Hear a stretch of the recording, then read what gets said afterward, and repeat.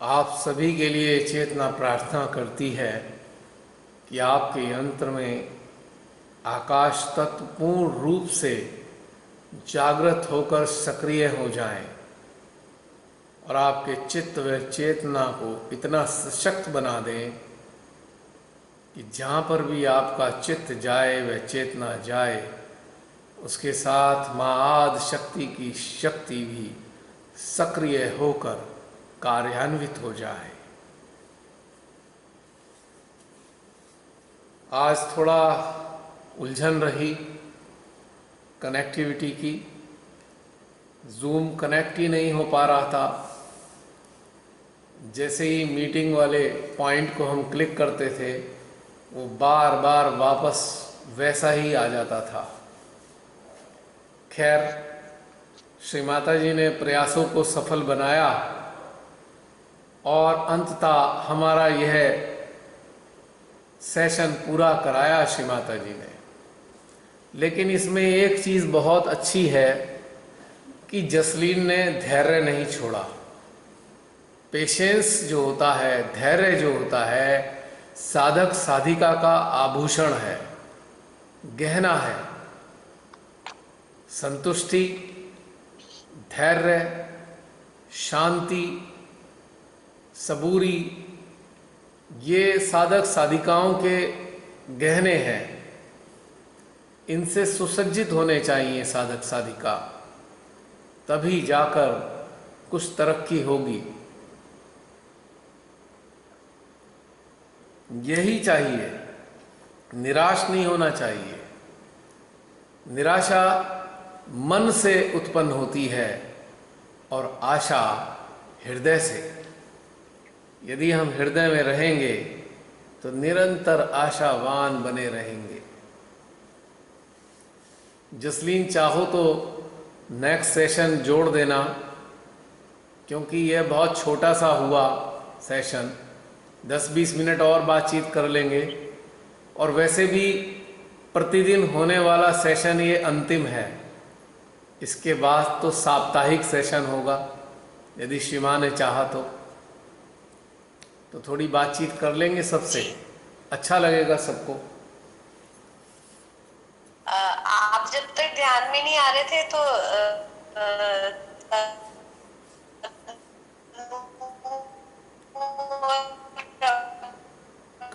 Connectivity, सब लोग ध्यान में बैठे आराम से। जसलीन, दोबारा रिपीट करना, तुम्हारी आवाज़ पूरी तरह आई नहीं, कटती रही। रिपीट। जब मैं आपसे कम्युनिकेट कर रही थी जूम ऐप के लिए, अपडेट नहीं हो रहा था, तो यहाँ पे सभी लोग वेट कर रहे थे बड़ा पेशेंटली आपके लिए। और सब लोग ध्यान में ही बैठे थे। तनु, रमनी दीदी सब लोग बता रहे थे कि आप लोग ध्यान में रहिए। तो everyone was waiting for you very nicely. बहुत बढ़िया। देखिए, सबके अंदर इतना धैर्य आ गया है। आज ये 42वां सेशन है, 42nd सेशन। देखते ही देखते 42 सेशन हो गए।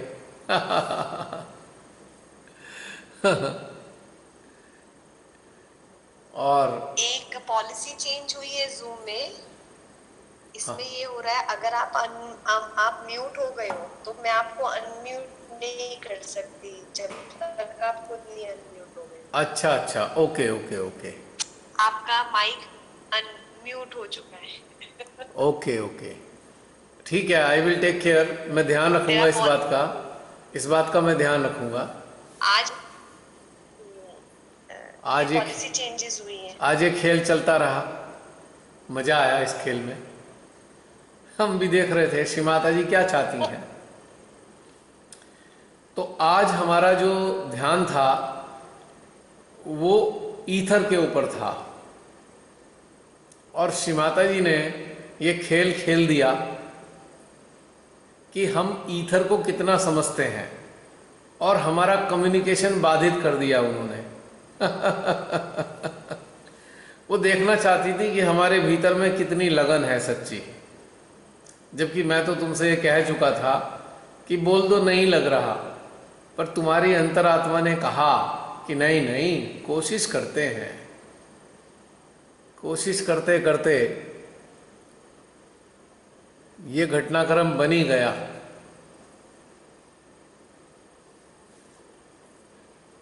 धैर्य जो है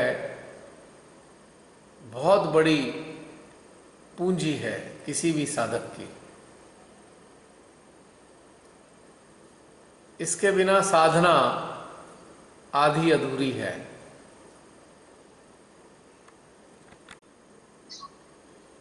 यस,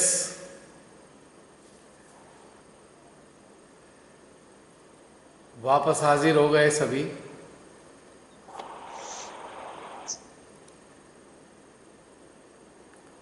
हाँ, अनम्यूटेड है अभी। अब चेक कर लेते हैं ना, म्यूट है कि अनम्यूटेड है। आप सबको मेरी आवाज आ रही है? हाँ जी, आ रही है भैया, आ रही है।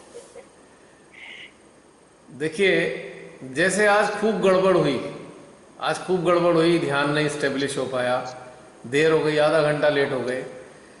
अगर मैं इसको कोरिलेट करूं आम जीवन से, हमारा आम जीवन और ध्यान, क्या ऐसा नहीं होता है कि हम बार बार आम जीवन से गड़बड़ा जाते हैं और हम सोचते हैं हमारा ध्यान नहीं लगेगा। इतनी प्रॉब्लम है, इतनी बाधाएं हैं संसारिक जीवन में। अगर हम हार जाते हैं तो निश्चित तौर से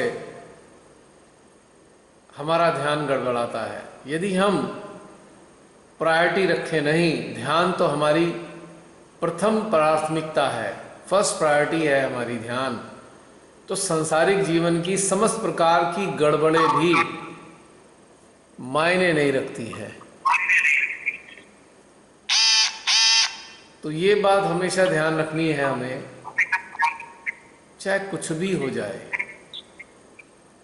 हमको ये प्राथमिकता नहीं छोड़नी है। संसारिक जीवन में तो ये सब चलता रहेगा, लेकिन उसके कारण हमें अपनी अंतर जगत की यात्रा को ना तो ब्लॉक करना है, ना ही विचलित होना है, और ना ही व्यथित होना है। तो आज ये गड़बड़ ने हमें ये भी चीज़ सिखाई कि हमें निरंतर अपने उद्देश्य की ओर अग्रसर होते रहना चाहिए। अभी तो लगता है संसार में बहुत सारी समस्याएं आने वाली हैं, और भी समस्याएं आएंगी, और भी बाधाएं उत्पन्न होंगी। यदि इन बाधाओं और परेशानियों के साथ साथ हम इस चीज़ पर फोकस करें कि माँ आदि शक्ति ने हमारा जो जन्म दिया है वो अपने भीतर में अपनी मुक्ति की व्यवस्था करने के लिए दिया है, अपनी जीवात्मा की मुक्ति के लिए, तो निश्चित रूप से इस संसार में जितनी भी आफतें चल रही हैं वो हमको ज़्यादा प्रभावित नहीं कर पाएंगी, क्योंकि ये आफतें कुछ नहीं हैं। ये तो इस सृष्टि के घटनाक्रम का एक अवश्य भावी नियम घटित हो रहा है। लेकिन हमारे लिए यह एक अवसर भी है।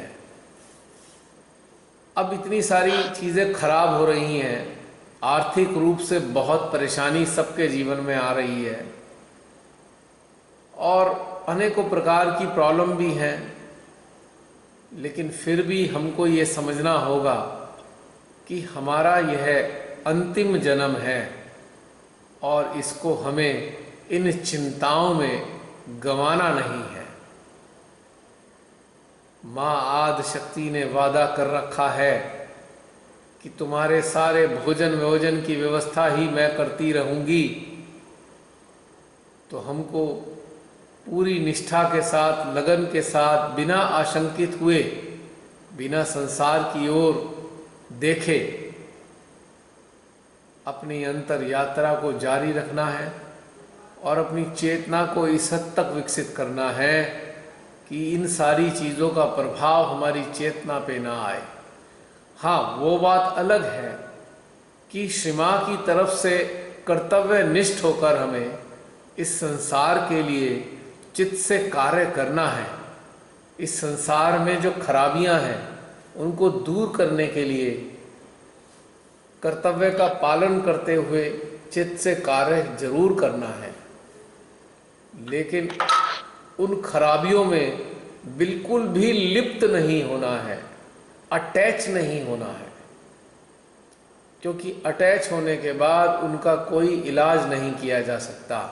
यदि आप उन समस्याओं से अटैच हो गए तो आपकी चित्त की शक्ति कार्य नहीं करेगी, शक्ति सो जाएगी। जब हम किसी संसार के घटनाक्रमों में अत्यधिक अटैच हो जाते हैं तो चित्त में माँ की शक्तियाँ सुप्त हो जाती हैं, कार्य ही नहीं करती हैं। तो इस चीज़ का हमें विशेष ध्यान रखना है। चाहे कुछ भी हो जाए, श्री माता जी ने बताया ही है, this is the time of last judgement. हमारे सामने अत्यंत बुरे कार्य करने वाले लोग हैं जिनके लिए हमारे हृदय से बद्दुआएं भी निकलती हैं, तकलीफ भी होती है, कलेजे में आग भी धधकती है, लेकिन ये सारी चीज़ें अपने भीतर में होने दीजिए बिना लिप्त हुए। लिप्त होने के बाद ये शक्तियां कार्य नहीं करेंगी और ना ही हम अपने उत्थान को प्राप्त हो पाएंगे। तो यह गोल्डन रूल हमें याद रखना है, हर हाल में याद रखना चाहिए। बस थोड़ा सा यही कहना था। बाकी आप लोग इतने दिनों बाद, लगभग 5.5 साल से ईविल सेंटर्स में ध्यान चलता रहा और अब जूम पे निरंतर सेशन हुए, कई सारे वर्कशॉप हम सब ने अटेंड किए।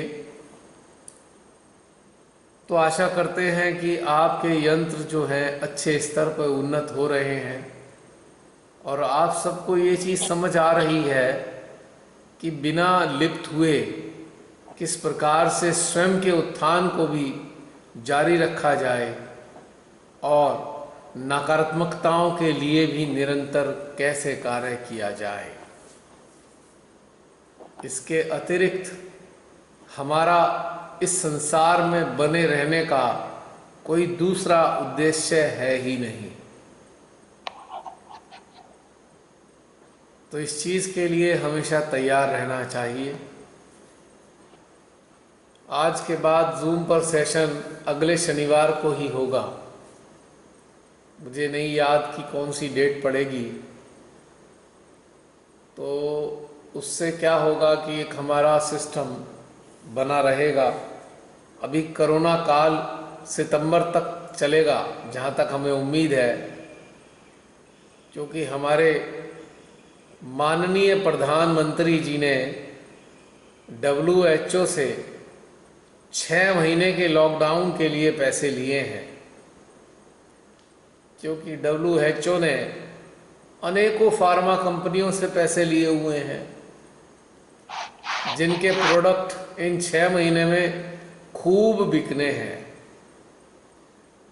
आज हमने सेंसर लिया इंफ्रारेड वाला, जो देखकर लगा कि इसकी 200 रुपये से ज़्यादा कीमत नहीं है, पर जानते हैं कितने रुपए का मिला है?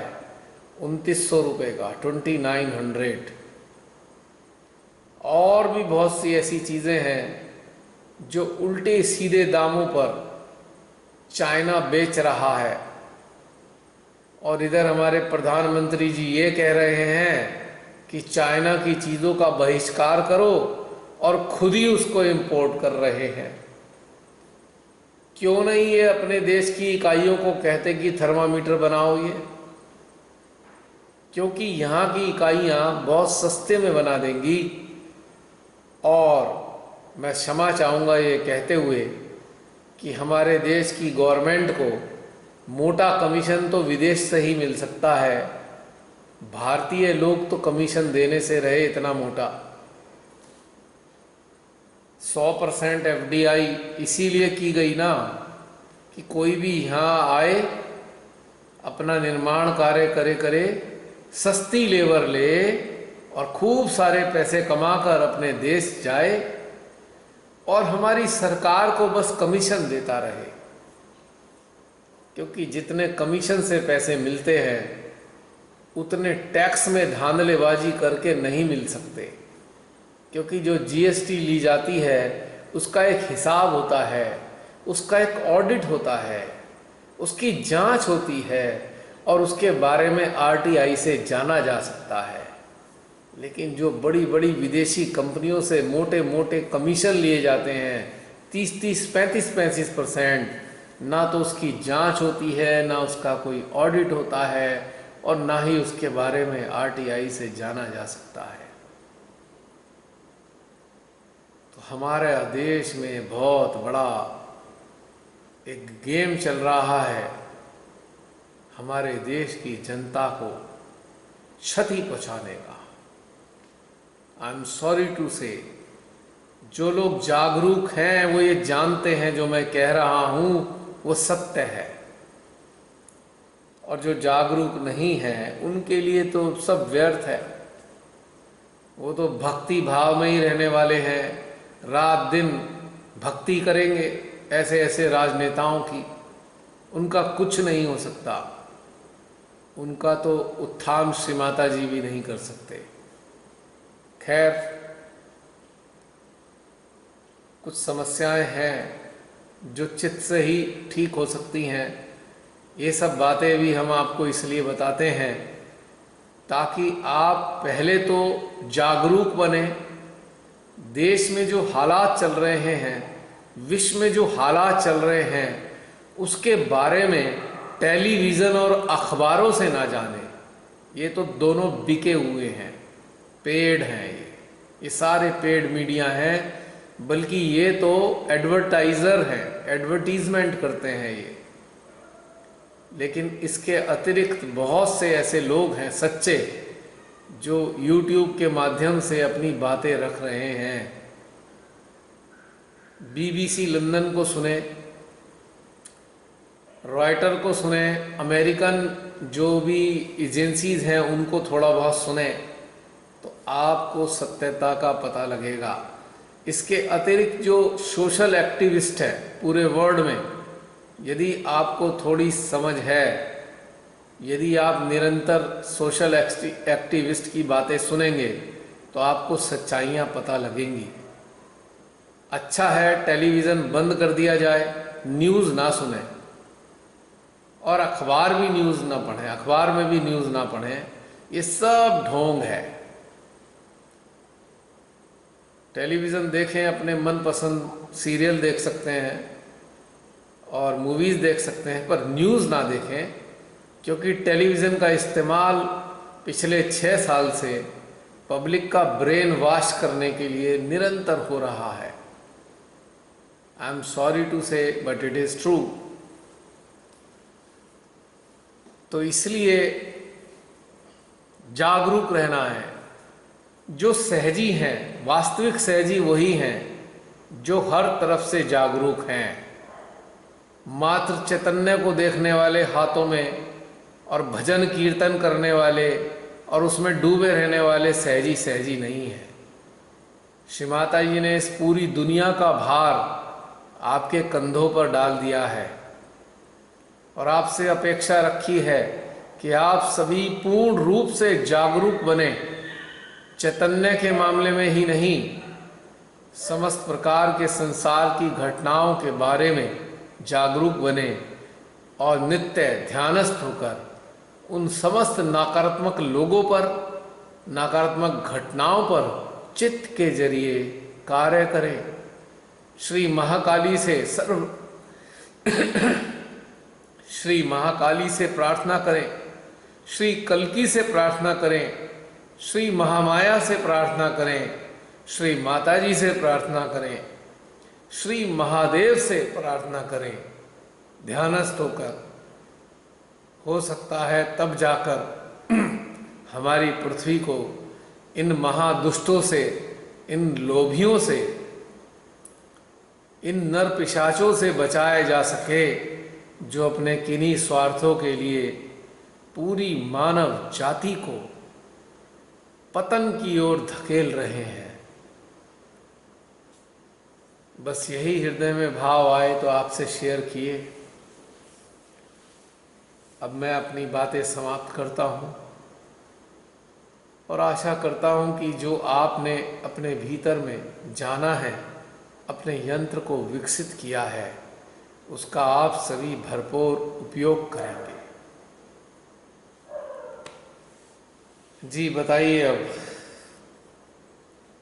हमको तो बहुत पीड़ा होती है सब देख के, क्योंकि महसूस हो रहा है मानवता निरंतर नष्ट हो रही है, हानि पहुंचाई जा रही है मानवता को।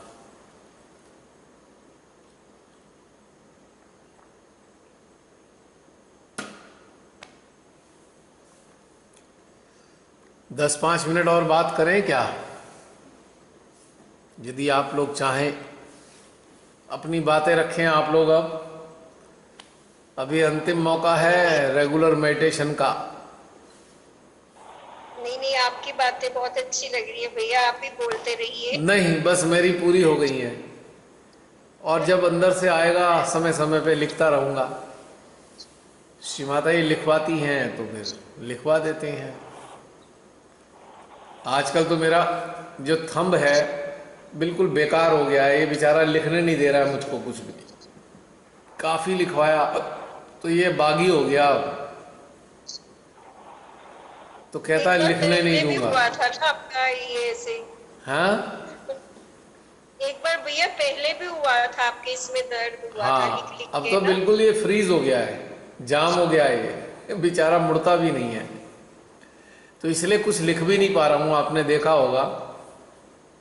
अब कोई नई तरीका ईजाद करूँगा लिखने का, किसी और फिंगर वगैरह से लिखने की आदत डालूंगा पर डाल दूंगा, कोई नई चीज़ अपनानी तो है ही, फिलहाल नहीं हो पा रहा है। बताइए बहन, बोलिए आप लोग।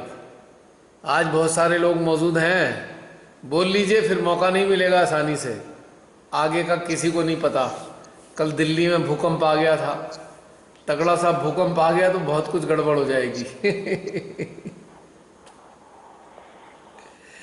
भैया आज सबसे अच्छा मेरा एक्सपीरियंस ये था जब 3 पॉइंट कनेक्टिविटी थी ना लास्ट में। हाँ जी, तो विशुद्धि में ऐसे फील हो रहा था कि डायरेक्ट आकाश से ऊर्जा मेरे कंठ में आ रही है। जी। बहुत सुखद था।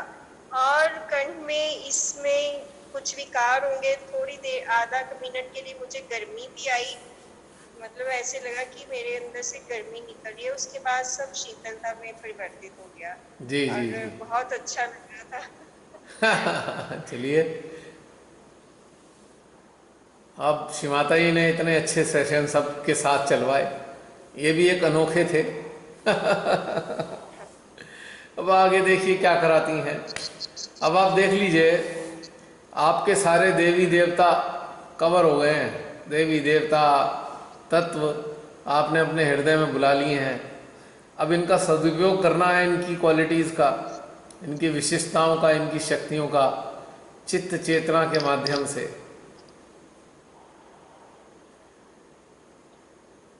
अब देखिए कि श्री माता जी ने विशिष्ट प्रकार के ध्यान कराए हैं, आप देख लीजिए, और शायद इस प्रकार का आपको मिलना मुश्किल है, मुझे नहीं लगता, क्योंकि ज़्यादातर तो ध्यान वैसे ही चलते हैं जैसे चलते आ रहे हैं, लेकिन ये विशेष ध्यान है, विशेष साधक साधिकाओं के लिए अब ये भी माही जाने।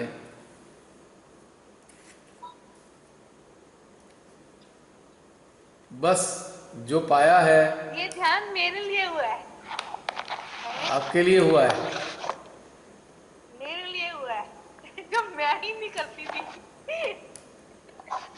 आप अपना वीडियो बटन दबा दीजिए, वीडियो जी।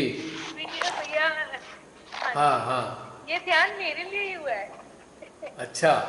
मैं ही नहीं करती थी। अब मेरे को इतना अच्छा लगता है ना, लगन लग गई है। पर भैया मेरे अंदर ना एक चीज जो आई है वो यही कि मैं अपनी आत्मा को ही अपना आईना बनाऊं।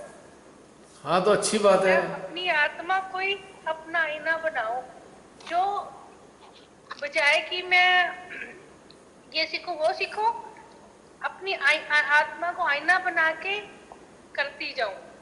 ये मैंने सीखा है, बहुत अच्छा लगा। जो मुझे बहुत बहुत अच्छा लगा, थोड़ा नहीं। और इस ध्यान का भैया ये इफेक्ट है कि दिन में रात ये अपने आप ही घटित होता रहता है। हाँ, वैसे जो हम ध्यान कर, इसकी बहुत बड़ी खासियत है बिल्कुल, ये कि स्वतंत्र है। ये घटित हुआ ही रहता है, सोई सो भी। अच्छा भैया एक चीज मैंने देखी, क्या? कनेक्टिविटी गड़बड़ हो गई। आपकी आवाज नहीं आ रही है बहन। कनेक्टिविटी बहुत लो हो गई है लगता है। नहीं आ रही आवाज। आप अपना वीडियो ऑफ कर दीजिए, वीडियो ऑफ करके बात कीजिए। आपकी साइड कनेक्टिविटी ठीक नहीं है।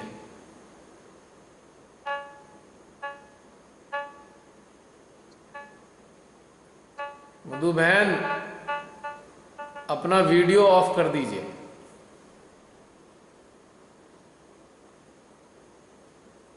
कनेक्टिविटी की प्रॉब्लम हो गई है लगता है।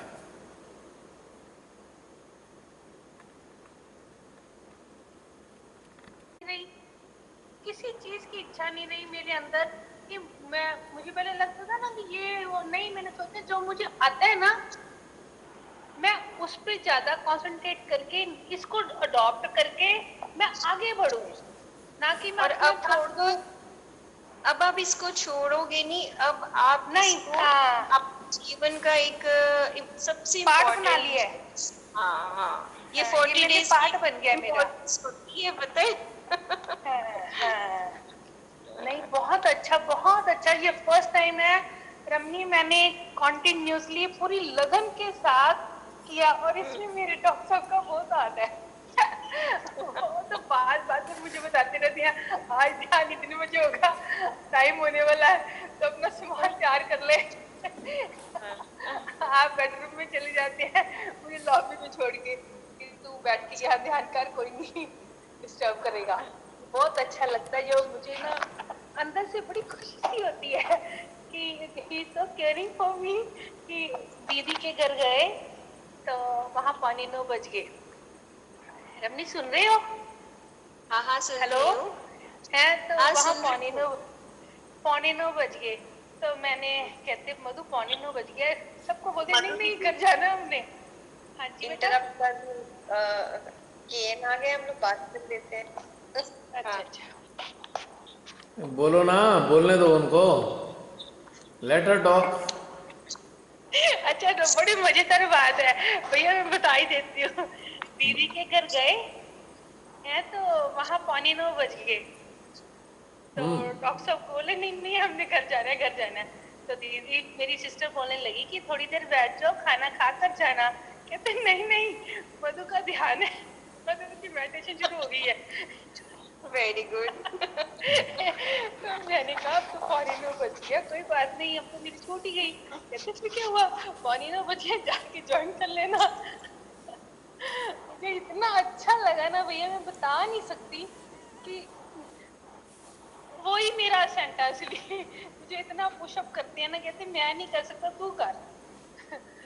ओपनली कहते हैं, कहते मेरे से नहीं होता ना, तू कर, तेरे को जितना टाइम चाहिए तू ले अपना। मुझे बहुत अच्छा लगता है। देखिए, यही बेनिफिट होता है जब आप ध्यान में उतरने लगते हैं, तो आपकी जो एग्जिस्टेंस है, आपका जो स्थूल अस्तित्व है या सटल बॉडी है हमारे अंदर, उससे एनर्जी रिलीज होने लगती है और ये एनर्जी चारों तरफ में फैलती है। जो भी उसके संपर्क में आते हैं वो उससे प्रभावित होते हैं। दो प्रकार के प्रभाव होते हैं। पहला प्रभाव ये होता है, जैसा आपको आपके हस्बैंड को हो रहा है, पॉजिटिव इफेक्ट, कि वो कोऑपरेटिव हो गए हैं। और दूसरा प्रभाव होता है कि अगर किसी के अंदर अत्यधिक नकारात्मकता मौजूद है तो वो बिल्कुल अगेंस्ट हो जाते हैं, बिल्कुल अगेंस्ट, आपके लिए हजारों समस्याएं खड़ी करेंगे।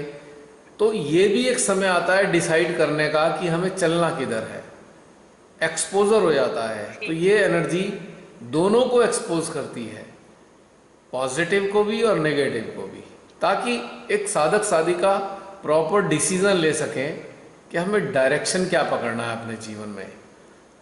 तुच्छ भौतिक जीवन या उच्च अवस्था का श्री मां का साथ, ये डिसाइड कर लेता है साधक आसानी से, क्योंकि उसे समझ में आता है कि तेरे इस जीवन में कुछ है तो है नहीं। दूसरों को देखा देखी अपने आप को भ्रमित रखेगा, क्या मिलने वाला है उस चीज़ से, कुछ भी नहीं मिलेगा। तो वो डिसीजन ले लेता है कि मुझे तो श्री मां के साथ ही रहना है, बस यह काम खत्म हो जाता है। इस तरीके से हमारे जीवन में आने वाली बाधाएं स्वतः ही समाप्त हो जाती हैं। इमोशनल लेवल पे कुछ डिसीजन कठिन लगते हैं, पर स्पिरिचुअल लेवल पे तो अत्यधिक आसान होते हैं। स्पिरिचुअल लेवल पे तो लगता है चलो अच्छा हुआ, खाम खा की झंझट से जान छूट गई। पर ये सबके साथ अलग अलग होता है, ये सबके साथ अलग अलग होगा। ऐसा नहीं है कि किसी के साथ कुछ हुआ है तो वो बिल्कुल हमारे साथ हो जाएगा, वो सबकी अलग अलग स्थितियां हैं।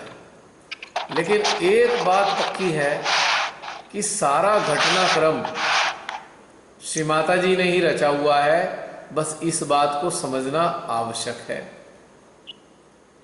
और उसमें हम अपनी मनमानी और अपनी अकल ना लगाएं। माँ के घटनाक्रम में अपनी अकल लगाने की बिल्कुल भी ज़रूरत नहीं है। मैं बहुत से सहजियों को देखता हूँ, बड़ी बड़ी अकल वाली बातें करते हैं, ऐसा लगता है कि जैसे उनसे ज़्यादा समझदार कोई है नहीं। पर अफसोस की बात यह है कि उनकी प्रायोरिटी जो है श्री माता जी नहीं होती। अफसोस की बात है, उनकी प्रायोरिटी वो तुच्छ चीज़ें जो इस जीवन के साथ तुरंत समाप्त हो जाएंगी। जो माँ का सानिध्य मिला है जन्म जन्मांतर के लिए, इस शरीर के बाद भी माँ का साथ मिलेगा, उसको त्याग कर वो संसारिक घटनाक्रमों के चक्कर में माँ का साथ ही त्याग देते हैं। कहते नहीं नहीं हमारे ना यूं ना हमारे यूं। अब मैं सोचता हूँ क्या बोलूँ, ये तो बहुत बेकार चीज़ हो जाती है। यानी कि आपकी सहज का जीवन ही आपने नष्ट कर दिया। अनमोल, इतना अनमोल कि कई जन्मों में, सैकड़ों जन्मों बाद तो ये मिला हमें, और इसको हमने नष्ट किस लिए कर दिया? नहीं नहीं वो घर में सेटिंग ठीक नहीं चल रही थी। अब घर कितनी बार बदल चुके, हर बार जन्म में कितने घर बदले, कितने बार रिश्ते मिले। अब तो माँ मिली, जिनके कारण रिश्ते बनते हैं वो मिली हैं, है ना। और हम उनको ही छोड़कर उन रिश्तों के चक्कर में या उन परिस्थितियों के चक्कर में अपना जीवन ही खराब कर लेते हैं। ऐसे बड़े सारे सहजी हैं, अब बड़े खुश होते रहते हैं और हम लोगों को मूर्ख समझते हैं वो। बड़ी हंसी आती है मुझे देख के। अबे ठीक है, हमें तो मूर्ख समझ लो, कोई परेशानी नहीं, हम तो हैं ही जन्मजात मूर्ख। किंतु आपका क्या होगा जनाबे आली, कई हजार साल बाद जाके तो ये विलक्षण मौका आया है और आप उसे गंवाने जा रहे हो खुशी खुशी। ये एक अफसोस होता है मुझको। कई बार तो देखता हूँ 15-15 साल पुराने सहजी भी ये काम करते हैं। मेरे जीवन में तो इतने सारे अनुभव हैं 20 साल के दौरान, अनेकों ऐसे सहजियों के जिन्होंने श्री माँ को छोड़कर, मतलब श्री माँ की दी हुई चीज़ों को त्याग कर या कहिए उसको कमतर आंक कर उन्होंने संसार को प्राथमिकता दे दी है। अब उनका कुछ नहीं हो सकता। लास्ट जजमेंट चल रहा है, जब सामने खड़े होंगे, पेशी होगी, तब इतना अफसोस होगा कि अफसोस करके सुधारने का मौका तक नहीं मिलेगा। अवसर भी गंवा चुके होंगे सुधार का। तो ये बात समझनी जरूरी है कि श्री माँ के सानिध्य से ज़्यादा इम्पोर्टेंट इस संसार में किसी भी लोक में कुछ भी नहीं है। तो ये चीज़ जरूरी है समझनी।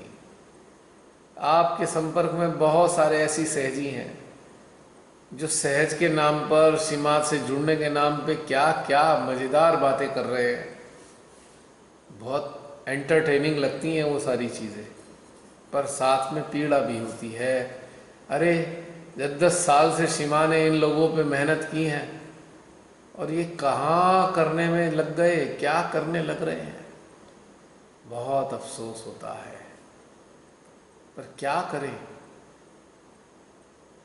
उनकी चेतनाएं जब तड़पेंगी तो पीड़ा हमें भी होगी, किंतु अपने मन के शिकंजे में फंसे हैं और चाहकर निकलना खुद भी नहीं चाहते हैं। आप उन्हीं की तो मदद कर सकते हैं ना जो निकलना चाहते हैं। पर जो कहें कि नहीं हम तो चाहते ही फंसना है, तो उनको कौन निकालेगा भला। ये भी एक दुविधा जागृत लोगों के सामने आती है। और फिर क्या होता है, ऐसे साधक साधिकाओं से दूरी बनानी पड़ती है। मजबूरी है दूरी बनाना। एकमात्र रास्ता होता है दूरी, और इसका दूरगामी परिणाम होता है जब दूरी अच्छे से हो जाती है, उसके बाद कहीं ऐसे लोगों को एहसास हो जाए कि गलत रास्ता पकड़ लिया था भाई, तो माँ देखेंगी फिर आपके संपर्क से तो बाहर निकल ही चुके होते हैं ऐसे लोग। यदि किसी साधक साधिका के लिए हृदय से ही एक भाव आ जाए कि भाई अब हृदय से हटाओ, तो मजबूरी है ना। मानसिक आधार पे हृदय में किसी को बसाया नहीं जा सकता। हृदय की अपनी सीमा है और इसका अपना नियम है। ये अपने हिसाब से चलता है, ये हमारी सोचों से नहीं चलता, क्योंकि इसको चलाने वाले स्वयं परम पिता परमेश्वर साक्षात श्री महादेव हैं। वही हमारे भीतर किसी सहजी के प्रति, उसके नकारात्मक कार्यों के प्रति अरुचि उत्पन्न कर देते हैं और हमारे को तुरंत डिटैच कर देते हैं। और डिटैच करते ही दूरी स्वतः ही हो जाती है। चाहे 20-25 साल तक आपने उस सहजी का साथ दिया हो, उसके साथ रहे हो, पर ये जब अंदर से पैदा होती है ना, तो ये बहुत बड़ी दूरी होती है जो पट ही नहीं पाती, जिसको पाटा ही नहीं जा सकता। ये तो कार्य बस माँ का ही हो सकता है और कोई रास्ता नहीं। तो बस इस चीज़ को भी गुजरना होता है, हमें इस चीज़ से भी एहसास करना होता है।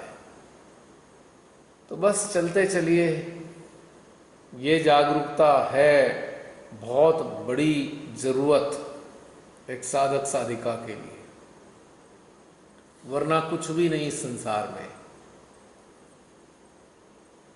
एक वो पुरानी फिल्म का गाना है ना, मुझे 2-3 लाइनें याद आ रही हैं। जब तू नहीं तो कुछ भी नहीं है इस संसार में। तो ये सत्य है, परमेश्वरी का एहसास यदि नहीं है तो कुछ भी तो नहीं है। और उन तक पहुंचने का ये मार्ग है, और इसमें हर कुछ कदमों पे चॉइस करनी पड़ती है कि इधर चलें या इधर चलें। कुछ समय बाद बार बार ये परिस्थितियां हमारे सामने आती हैं कि संसार को चुने कि ईश्वर को चुने। आप सब इनसे गुजरते रहते होंगे, मुझको मालूम है।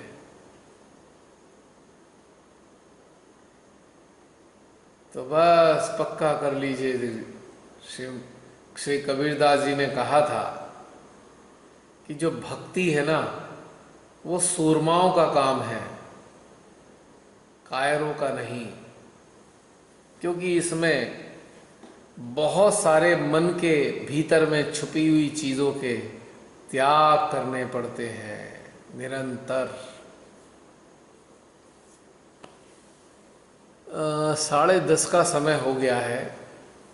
यदि आप चाहे तो वार्तालाप समाप्त कर सकते हैं, बातचीत ये।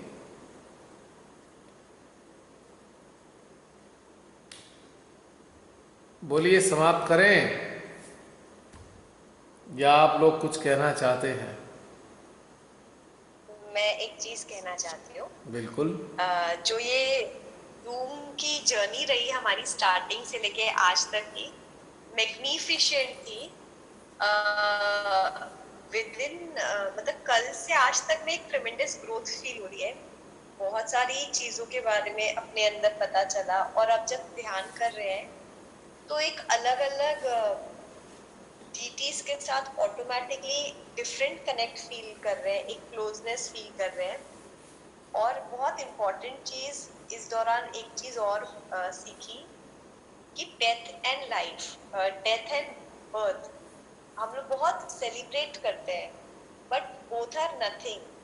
तो ये एक बहुत बड़ा लेसन हमने अपनी लाइफ में इम्बाइब किया कि everything, every day is a same day. Birth का सेलिब्रेशन भी तब है अगर हमने अपने आप को सक्षम बनाया, सामर्थ्य बनाया श्री माता जी के सामने। और डेथ भी कुछ नहीं है, it is just a withering of the body. Body का छूटना एक डेथ नहीं होता है, सोल तो हमारे साथ हमेशा कनेक्टेड रहेगी। और आपने जब ये कहा कि एक बच्चा जब अपने पेरेंट्स से मिल रहा है, उससे बड़ी कोई खुशी की बात नहीं है। तो डेथ का जो इतना ह्यू एंड क्राई है, इतना जो गम बनाते हैं उसका, वो जीरो हो गया जब अगर हमें ये बड़ी सी चीज हमें समझ में आ जाती है कि death is just merging and meeting the parent. तो it's a very big lesson we have learned through these sessions, and बहुत अपलिफ्टिंग और इवॉल्विंग सेशंस रहे। Thank you so much. Thank you everyone. ये सारा कार्य तो सीमा का रहा है। हाँ जी, जी। वी आर वेरी फॉर्चुनेट कि हमने ये अटेंड किया और हमें इतनी डेप्थ मिल रही है इसके माध्यम से। और कोई सहज साथी अपने उद्गार प्रकट करना चाहते हैं?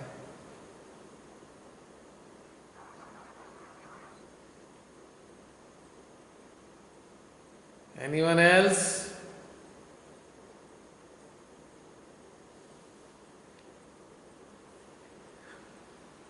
कुछ आ नहीं रहा क्या?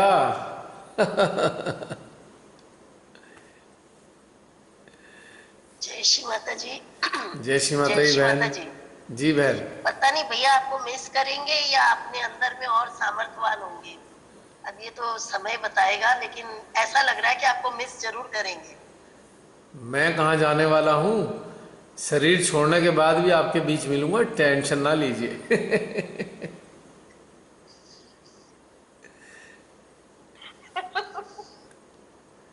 चिंता मत करो, भूत बन के नहीं डराऊंगा, श्री माँ का बच्चा बन के ही सामने आऊंगा। हाँ, आप जा कहाँ रहे हैं? आपको विदाई दी दे कौन रहा है? नहीं, हमारी बहन से कहा है मैंने, वो कह रही है ना मिस कर रहे हैं। बेड पे हूँ, अंधेरे में हूँ, यहीं से सुन बोलूंगी। अच्छा, समाप्त मीटिंग।